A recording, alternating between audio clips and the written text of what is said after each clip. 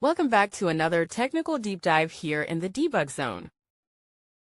Today we're tackling a big question and breaking it down with us from other users. Hopefully this clears up some misconceptions and helps you get the answer you need. So buckle up, stay a little curious, and let's jump right in.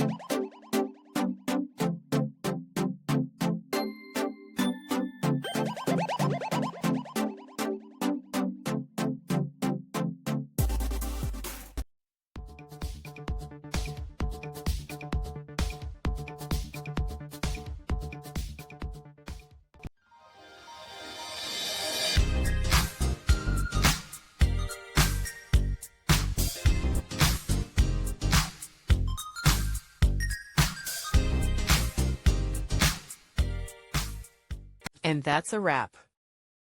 I hope you found the answer you were looking for. If you did, take a second to hit that subscribe button. It really helps out. And let me know in the comments which solution worked best for you. See you next time in the debug zone.